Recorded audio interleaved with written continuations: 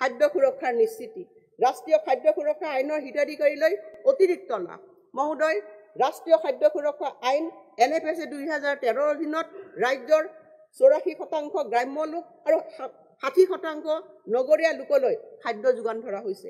আমাৰ উদ্যমী মুখ্যমন্ত্ৰীয়ে ৰেচন কাৰ্ডৰ গৰাকীলৈও চাউলৰ বাহিৰেও আন সামগ্ৰী বিতৰণ হোৱাটো বিচাৰিছে।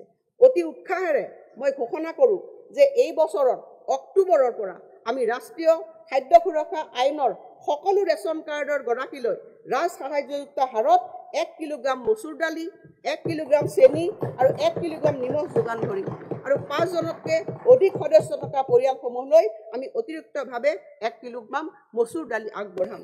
আৰম্ভণিতে মই প্ৰতি কিলোগ্ৰাম মচুৰ দালিত 25 টকাকৈ, প্ৰতি কিলোগ্ৰাম চেনিত 20 টকা আৰু প্ৰতি কিলোগ্ৰাম নিমখত 10 টকাকৈ ৰাজ সাহায্যৰ প্ৰস্তাৱ কৰিছোঁ।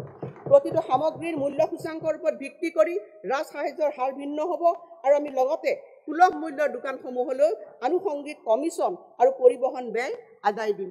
এই পদক্ষেপে প্ৰতিটো পৰিয়ালে সুলভ মূল্যত প্ৰয়োজনীয় পুষ্টি পোৱাটো নিশ্চিত কৰিছে আৰু ইয়াৰ বাবে মই এই বছৰৰ বাজেটত অতিৰিক্ত